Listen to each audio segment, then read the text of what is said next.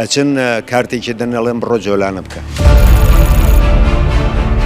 یعنی ئەکرێ گورگ بچێ بۆ لای مە ڕوو بڵێ وەرە من ئەبم بە شوانی تۆ. پاریان ناردووە بەدەستی ئەوە لە جیاتی پارەکە هەمووی بدا 80 دەفتەری داوە 20 هێشتۆتەوە دوای پیان وتووە کوا پارەکەوتێتی وابزانم لە ناو ئۆتۆمبیل لە تەکسیە چیە لەوە جێماوە. ئۆپۆزیسیۆنی ساختە ئێمە ڕۆژانە گوێبیستی ئەم وشەیە دەبین بەڵام ئایا ئۆپۆزیسیۆنی ساختە چییە؟ من ئەمڕۆ پێتان دڵ.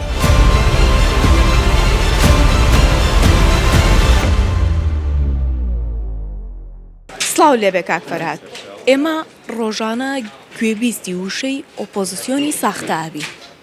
بەلای هاوڵاتیانەوە شتێکی نامۆیە چونکە لای بەشێک لە هاوڵاتیان بڕوایان بم حزبە نوێیانە هەیە کە ناوی خۆیان نا ئۆپۆزیسیۆنی ساختە لەبەر ئەو بێزاری کە لە دەسەڵاتیان هەیە.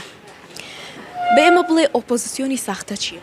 ئۆپۆزیسیۆنی ساختە ئەوەیە کە من ناوم ناوە گەلبازی، یعنی دایمە باسی ئێش و ئازارەکانی میلەت و کەم و کورتیەکانی دەسەڵات و ئەوە ئەکا لە ڕاستیشا مەبەستی ئەوە نییە. لە ڕاستیە مەبەستی ئەوەیە ببێ بە ڕەقەم و خەڵک بیناسێ و دەربچێ بۆ مناسەبات و بۆ ئینتیخابات و بۆ بەرژەوەندەکانی خۆی. ئەوە ساختەیە. تۆ باسی مەبدەئێک بکەی بەس بەڕاستت نەبێ، باسی شتێ بکەی بەس بەڕاستت نەبێ، مەبەستت شتێکی تر بێ. و ئۆپۆزیسیۆنی ساختە ئێمە ناومان ناوە. ئەمە دووەم جارە من لەسەرەوە مەسەلانە قساکەم کە پێم وانییە زۆر باس کرابێ. ئۆپۆزیسیۆنی ساختە ئەوەیە کە بەرنامە و شتێکی تر ئەڵێ شتێکی تریش مەبەستێتی. باسی نەوەی نوێت کرد، هەرچەنە تۆ پێیان دەڵێنەوەی کۆن. وتت ناویان لە خۆیان نا ئۆپۆزیسیۆن بەڵام پارەی خەڵکیان لایە.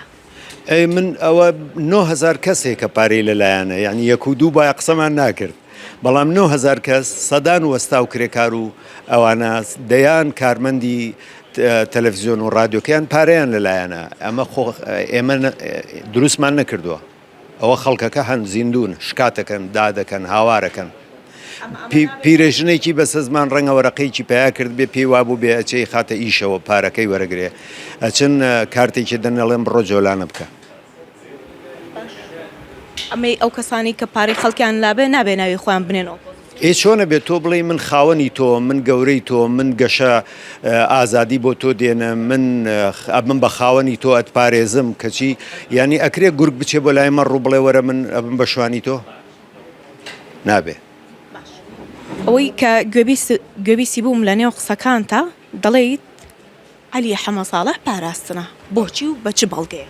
ئاخر خۆ بەڵگە چییە؟ ئەوە خەڵکێڵێ ئێمە ئەزانین کەەوە بەڵگەیە و لە لایەکی تیش دڵنیاتەکەم کە بەڵگە هەیە و نووسراو هەیە و هەر کاگلاهور خۆی کە ئێستا بەداخەوە لە زیندانە کاگلاهور یەکێک بوو لەوانەی کە زانیاری هەبوو لای خەڵکیش و توێتی بەڵێم کابرایەوە پاراستنەوە.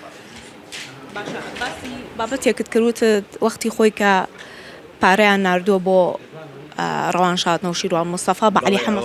بەڵێ ئەوە ئەو برادرانەی لە گۆڕانن یەک و دوونین زۆریان ئەزانن ئەو بابەتە ئاگدارن. چۆن بوو ئەو بابەتە؟ پاریان ناردووە بەدەستی ئەوە لە جیاتی پارەکە هەمووی بدا 80 دەفتەری داوە 20 هێشتۆتەوە دوای پیان وتووە کوا پارەکەوتێتی وابزانم لە ناو ئۆتۆمبیل لە تەکسیە چیە لەوە جێماوە. ئەمە تێبینی شتێک پێ بڵێم کاک فەرهاد لە ماوەی ئەم ڕووداوانەی کە لە سلێمانیدا ڕوویدا عەلی حەمە ساڵح بوو یەکێک بوو لەو کەسانی کە بێدەنگ بوو لەم.